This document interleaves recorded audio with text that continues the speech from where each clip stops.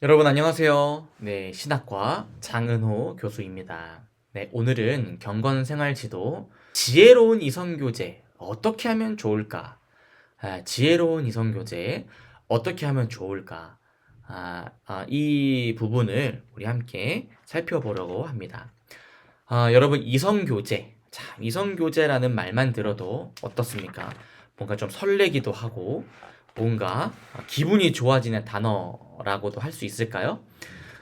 이 영상을 듣고 있는 모든 대학생 1학년 학생들이 정말 건강한 지혜로운 이성 교제를 하기를 바라는 마음으로 이 영상 수업을 준비하였습니다. 어떤 것들이 있는지 간단히 목차를 살펴보고 수업을 진행하도록 하겠습니다. 먼저 첫 번째, 지혜로운 이성 교제를 위한 요소들이 조금 있습니다. 어떻게 해야 되는 것이 지혜로운 이성 교제인지를 좀 간단하게 살펴보고요. 특별히 이성 교제에 나타나는 사랑의 언어가 있습니다. 이 사랑의 언어 5가지가 대표적으로 있는데 이 5가지 언어를 좀 살펴보고 실질적으로 어떻게 활동을 할 건지도 살펴보는 걸로 해서 강의를 진행해 보려고 합니다. 여러분 질문을 좀 해보겠습니다. 여러분 이성교제의 장점은 무엇일까요? 뭐 답은 없습니다. 장점이 어떤 게 있을까? 또 단점이 있다면 뭐가 있어요?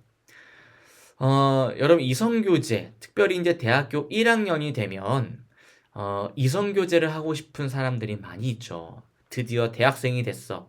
드디어 이제 열심히 이제 이성교제를 해야지.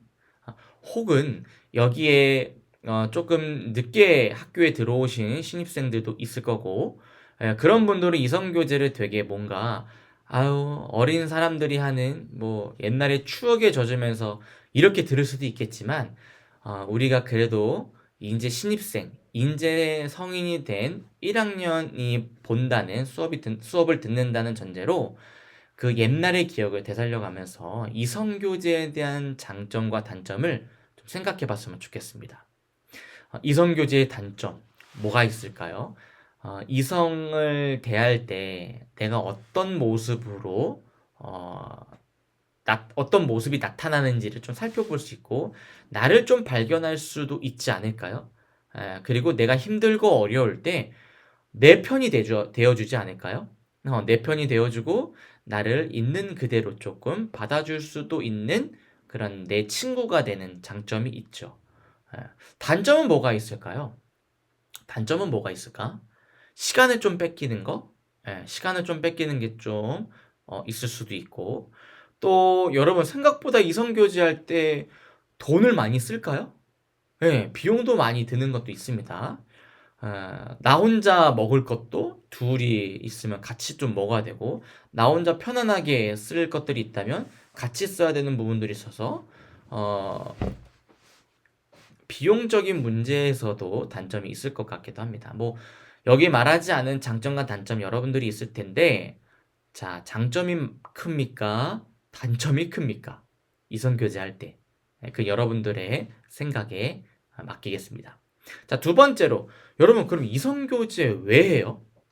이성교제 하는 목적이 뭘까요?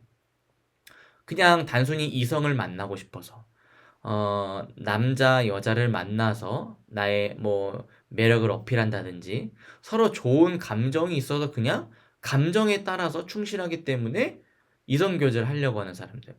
또 혼자 있는 건 조금 뭔가 허전하니까, 같이 이성교제를 하면서 사귀면서 시간을 보내기 위해서.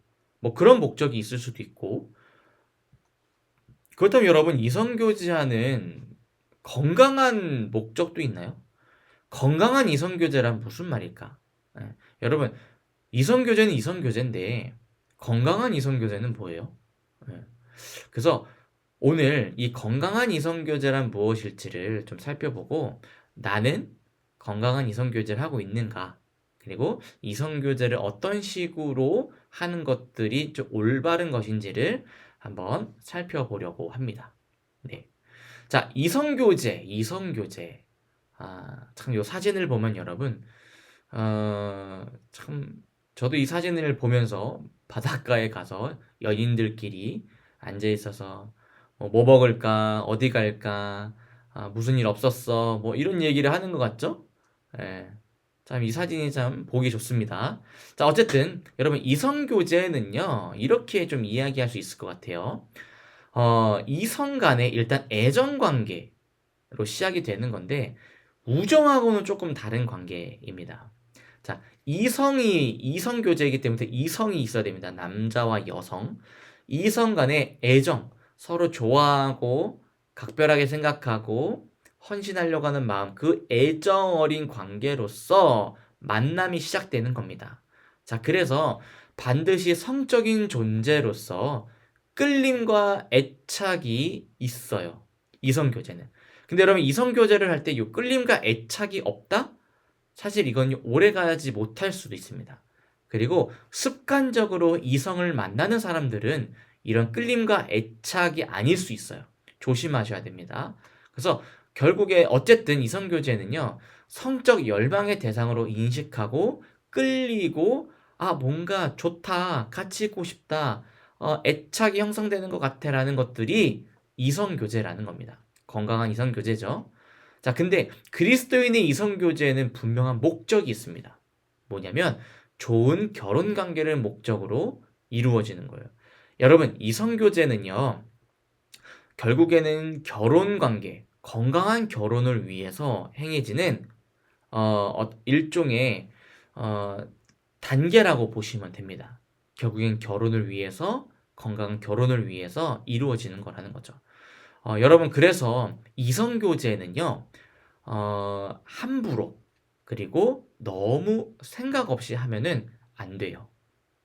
이 이성 교제를 할 때는요. 물론 우리가 결혼이라는 거창한 어떤 그 언약식을 생각하고 부담을 갖고 이성 교제를 하라는 건 아니지만 이성 교제할 때도요. 상대방을 향해서 나를 위해서 결혼을 준비하는 거룩한 관계, 소중한 시간이라고 생각하면서 서로를 대우하고 서로에 대한 배려와 헌신을 통해서 건강하게 이성 교제를 해야 된다라는 것입니다. 그래서 너무 육체적인 열망, 열정, 성적인 열망을 가지고서도 이것만으로 이성 교제를 하는 것도 건강하지 않을 수 있어요. 제가 그 이유를 이따가 좀 설명을 해보겠습니다.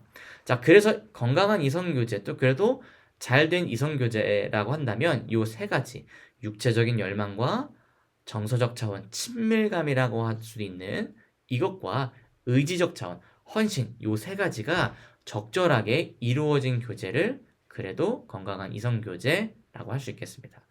자, 그래서 이 세 가지를 조금 더 설명을 해볼 건데요. 스턴버그라는 학자는요, 사랑의 삼각 이론을 이야기합니다. 방금 말했던 친밀감, 열정, 헌신을 적절하게 균형을 이뤄서 이성 교제를 해야 된다라고 이야기해요. 자, 먼저 친밀감인데요. 이 친밀감은 정서적 요인입니다. 그리고 어떻게 보면 유대감이고 연결감이 있고 밀착감이 있는 우리가 느낌적인 것들로 표현한다면 온도로 표현하면 따뜻한 느낌. 여러분 이성 교제를 하게 되면 이 상대방한테 따뜻한 느낌을 받을 때가 있죠. 뭔가 가까워지고 뭔가 이 사람과 있으면 편안하고 이런 것들이 이제 친밀감이라고 할 수 있습니다. 자, 처음에는요 어때요? 꾸준히 상승해요. 근데 이 친밀감도요 어느 지점에 도달하게 되면 줄어들 수밖에 없어요. 여러분 콩깍지가 씌었다라는 말 많이 들어보셨나요? 네. 이 사람만 있으면 뭐든지 다 해결돼요. 나 이 사람 없으면 살 수 없어. 여러분, 너무너무 정상적인 반응입니다.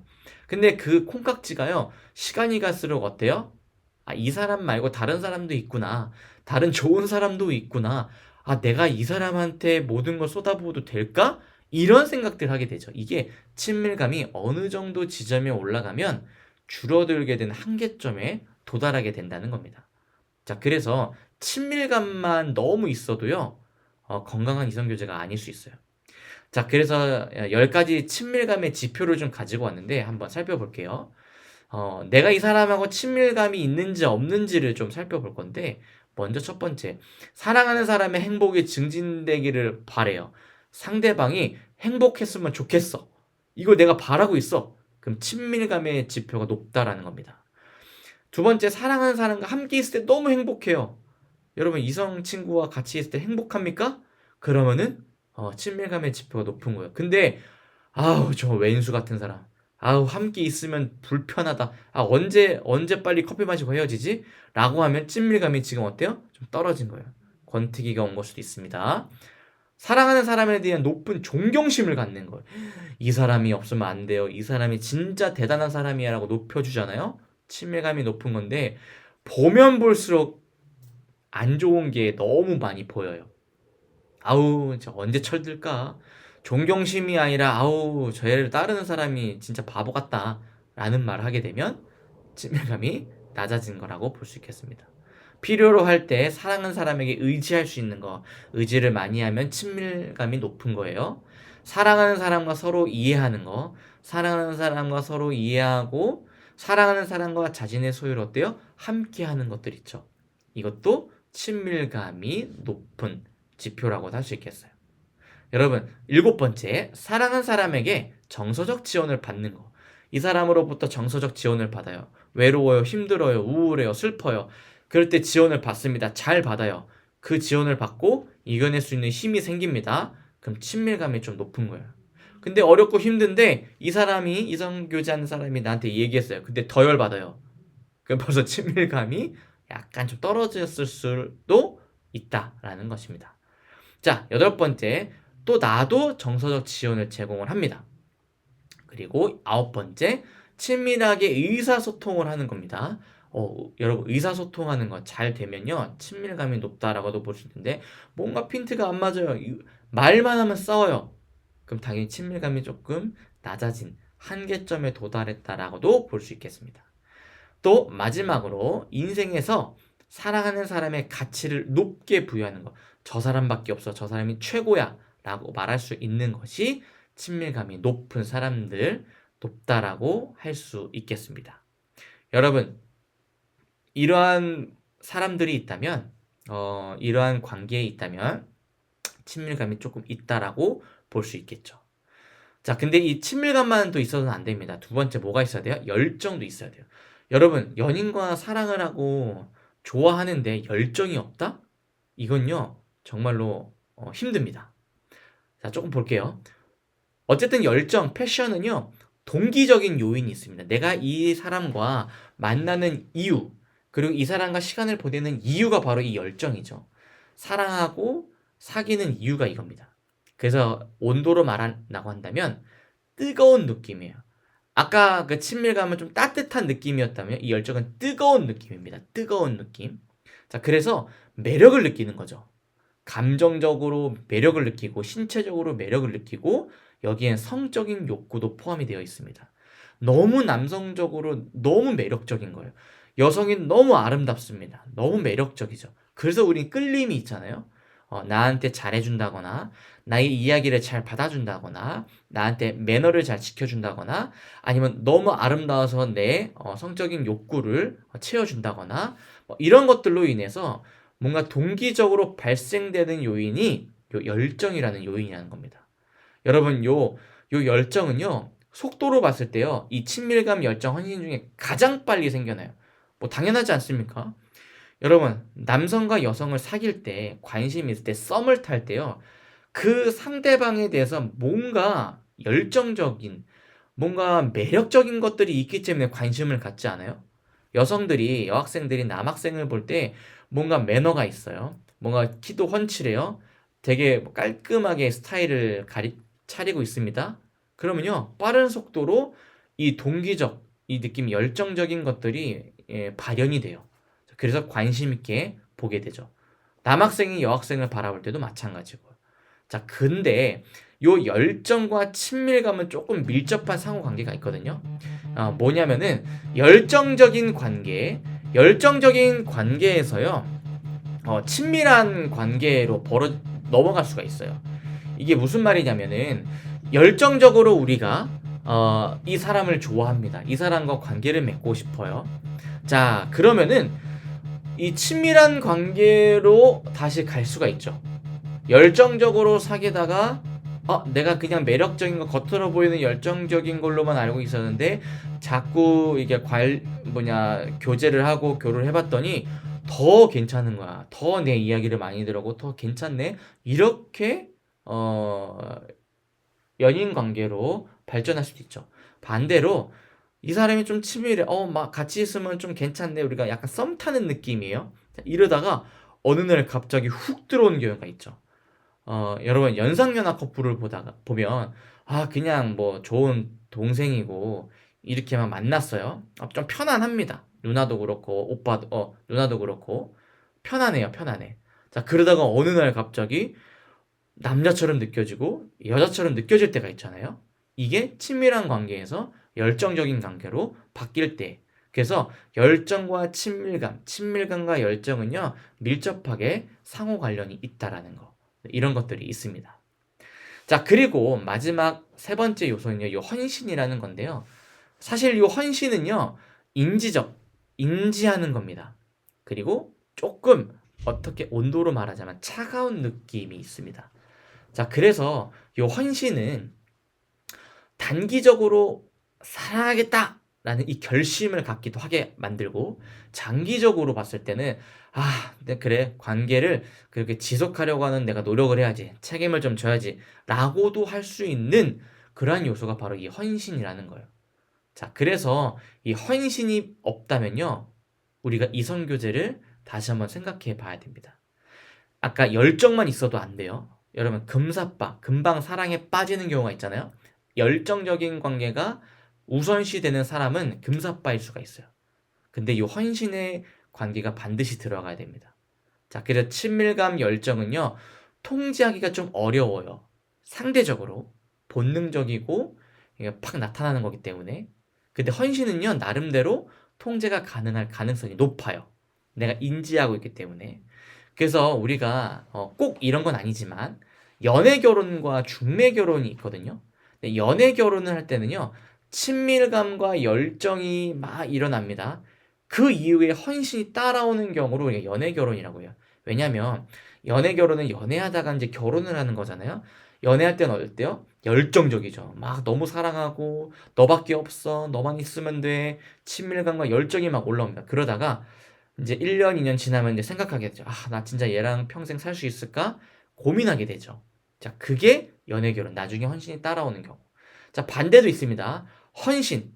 뭐요? 나 이번엔 꼭 결혼해야 돼. 나 이번엔 꼭 사람을 사귀어야 돼. 라고 결심을 합니다. 인지적으로 세팅을 딱 해놔요. 우리가 선을 본다고 하죠. 소개팅 한다고 하잖아요. 자, 그런 게 요 경우입니다. 헌신을 해요. 그 다음에 만났어요. 근데 만났더니 이 사람과 좋네. 행복하네. 너무너무 좋다. 그러면서 결혼까지 가잖아요. 이런 경우도 있잖아요. 그래서 헌신이 먼저 생기고 그 다음에 열정과 친밀감이 생기는 연애를 중매 연애, 중매 결혼이라고도 이야기를 합니다. 꼭 그렇진 않더라도 이렇게 설명할 수 있다라는 겁니다. 자, 그래서 이렇게 사랑을 조금 분류하게 돼요. 여러분, 사랑이 여러 가지가 있어요.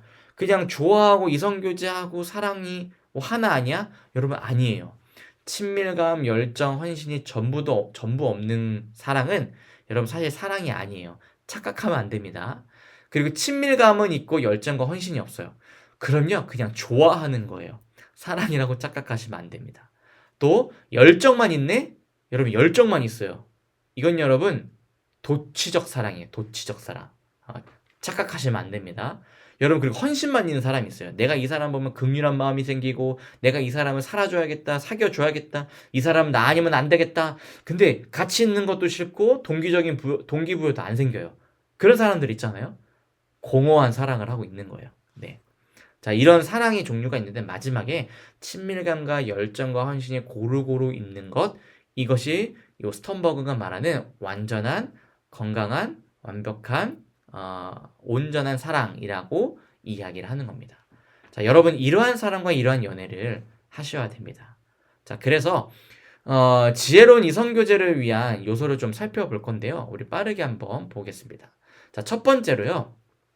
아까 그 세 가지를 좀 참고적으로 알고 계시면서 들으면 좋을 것 같아요. 나한테 잘 맞는 상대방을 찾고 선택하는 일이 사실 지혜로운 이성 교제입니다. 여러분, 오해하시면 안 됩니다. 나랑 잘 맞는 사람은 보통 공통점도 많고 오랜 기간 좋은 관계를 유지할 가능성이 높죠. 이제 그런 거를 이야기하는 겁니다. 근데 막 사람들 바꿔가야지. 이 사람 아니면 저 사람, 저 사람 아니면 이 사람. 막 빠르게 바꿔가라는 말이 아니라 나한테 잘 맞는 상대방을 찾고 선택하는 이 일 자체가 지혜로운 이성 교제를 하는 거다라고 보시면 될 겁니다. 자, 두 번째로 이성 교제는요. 지혜로운 이성 교제는 상대방의 가치관을 뭐 하는 거예요? 잘 분별하는 거예요. 틀린 게 아니라 분별하고 다른 것을 알아가는 거죠. 그래서 한 사람한테 너무 성급한 결정을 내리기보다는 나한테 잘 맞는 상대를 냉철하게 선택하는 것도 지혜롭게 이성교제를 하는 것입니다. 자, 세 번째, 지혜로운 이성교제는 상대방이나 자신을 뭐 한다고요? 바꾸려 놓으려고 하지 않는 거예요. 여러분, 우리는 상대방을 막 고치려고 해요. 바꾸려고 해요. 너 이건 틀렸어. 잘못됐어. 고쳐. 너 이거 고치면 내가 해줄게. 이렇게 하지만 사실 상대방을 있는 그대로 받아줄 수 있는 내 자신을 바라보는 게 중요하고 상대방을 통하여서 내가 잘못되고 있는 것들을 알아보려고 하는 것이 오히려 더 지혜로운 이성교제라는 것입니다. 바꾸려고 하지 말고 다른 것, 또 안 좋게 보이는 것을 인지하려고 하는 것이 지혜로운 이성교제다. 네 번째, 갈등을 회피하지 않는 거. 이거 정말 중요한데요. 여러분, 이성교제를 하면서 싸움, 다툼, 갈등 없지 않죠. 근데 이것을요, 회피하지 않고 그래도 열심히 부딪혀보고 해결하려고 노력해보세요. 이 방법, 저 방법. 그래야 나중에 결혼을 했을 때 이러한 모습들이 좋은 에너지와 좋은 습관으로 바뀔 수가 있습니다. 네. 다섯 번째, 지혜로운 이성교제는요, 지켜야 할 선을 아는 거예요. 여러분, 지켜야 할 선이 있습니다. 성적인 문제뿐만 아니라 육체적으로 지켜야 될 선뿐만 아니라 정서적으로 그리고 정신적으로라도 지켜야 될 선이 있습니다. 여러분, 무례한 말이라든지 우리가 흔히 가스라이팅이라고도 이야기하잖아요. 그런 거라든지 우리가 상식적으로 생각했을 때 너무 예의가 없고 너무 그러한 상한 선이 없는 교제는요. 다시 한번 고려해 봐야 돼요. 성적인 선, 육체적인 성적인 선도 있고 정신적으로 그리고 말투라든지 예의라든지 존엄성이라든지 이런 것들을 조금 지키는 적절한 선을 아는 것이 지혜로운 이성교제입니다. 이것들이 잘 지켜지지 않는다면 그 이성교제를 다시 한번 곰곰이 생각해 봐야 합니다. 네, 그래서 결국 궁극적으로 이 건강한 이성교제는요, 좋은 결혼 관계를 목적으로 이성교제가 이루어져야 되는 거예요. 이 좋은 결혼 관계, 참된 애정과 사랑의 본질을 잘 이해해야 되는데, 결국에 예수님께서 어떻게 사랑을 실천했는지를 우리가 아는 것, 그 실천을 알고 우리가 교제를 하는 것이 건강한 지혜로운 이성교제라는 것입니다. 예수님께서 행하신 사랑의 실천을 좀 보면 타인을 있는 그대로 존재론적으로 사랑해주는 모습들이 있죠. 음욕을 품지 않는 마음, 쉽지 않지만 부단히 성령님께 도움을 구하는 것, 배려와 수용, 함께 위로하고 격려해주는 것, 이러한 것들이 예수님께서 보여주신 이성교제고, 이러한 것들을 토대로 우리가 이성교제를 해야 지혜롭고 건강한 이성교제를 할 수 있다라고 볼 수 있겠습니다. 네. 네, 우리 마지막으로 이성교제에 나타나는 사랑의 언어 이 5가지만 좀 살펴보고 마치도록 할 건데요. 이 사랑의 언어라는 것을 우리가 많이 들어봤을 수도 있을 것 같아요. 여러분, 우리가 연애를 하거나 사랑을 하거나 또 결혼을 했을 때도 마찬가지로 요 5가지의 사랑의 언어를 좀 많이 사용을 한다고 합니다. 그리고 나한테 맞는 또 사랑의 언어가 있다고 해요. 게리 체프먼이라는 사람이 썼던 말인데 하나씩 한번 살펴볼게요. 첫 번째로 이성교제할 때 나타나는 사랑의 언어가요, 인정하는 말이에요. 여러분, 인정하는 말을 들으면 기분이 좋아지고 인정하는 말을 많이 잘해주는 사람들도 있죠. 네, 그런 것들을 참 좋아하는 사람들이 있습니다.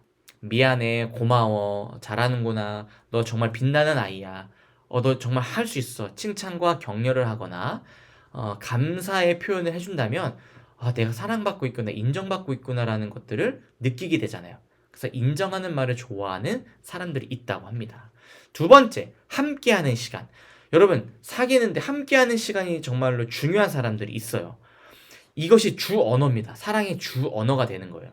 그러니까 연인들끼리 떨어져 있는 것들을 원치 않고 같이 있는 거, 같이 행하는 거, 또 영화를 구경하거나 외식하거나 뭐 할 때 또 같이 하는 거, 나한테 관심을 가져주고 눈을 바라보면서 경청하기도 하고, 그러니까 함께 공동 안에 있는 공동 생활이 아니라 함께 그 공간 안에 있고 나를 이렇게 지지해주고 나한테 관심을 가져주는 것을 좋아하는 사람들이 있거든요. 이게 주 사랑의 언어인 사람들이 있습니다.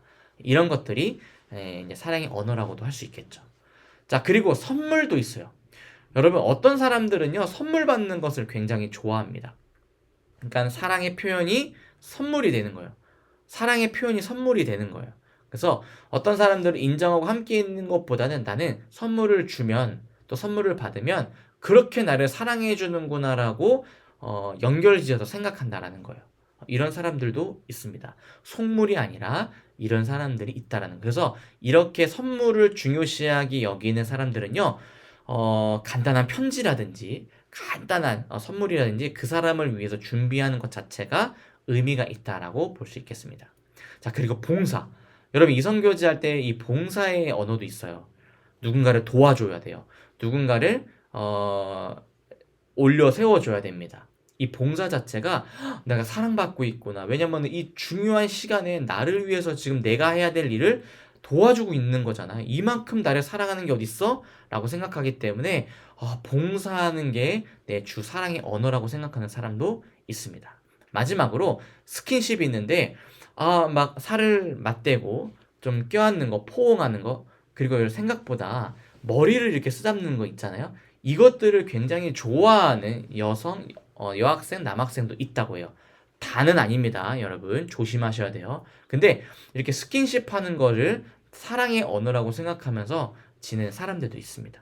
그래서 여러분들은 어떤 사랑의 언어를 가지고 주 언어로 사용하는지 한번 체크해 봐도 좋을 것 같고, 우리가 활동 시간으로 이 5가지를 좀 살펴보는 시간을 좀 가져보려고 합니다. 네, 이성교제 때 나타나는 사랑의 언어 5가지 한번 고민해 보시고, 내 이성교제 상대방은 어떤 언어를 주 언어로 사용하는지, 그리고 나는 어떤 언어를 가지고 사랑의 언어를 표현하고 있는지를 좀 살펴보면은 유익한 시간이 되지 않을까 생각합니다. 네, 이제 활동 자료를 좀 살펴보려고 합니다. 여러분, 이 활동 자료는요, 주 사랑의 언어 5가지 있잖아요. 그 5가지 언어를 좀 볼 건데, 나의 사랑의 언어는 무엇인지, 내가 가지고 싶은 사랑의 언어는 또한 무엇인지를 좀 살펴보려고 합니다. 여러분의 사랑의 언어는 무엇입니까? 인터넷이나 아니면은 뭐 블로그나 이런 데에 이 사랑의 언어 5가지만 검사지만 쳐더라도요, 많이 나와 있거든요. 그 언어를 조금 살펴보면 좋을 것 같아요. 그래서 그 검사지를 프린트아웃 해가지고 한번 해보시고, 또 제가 파일을 한번 올려드리도록 하겠습니다. 없는 분들은 파일을 참고하셔서 사용해 보시고 내 주 사랑의 언어는 무엇인지를 찾아보는 거.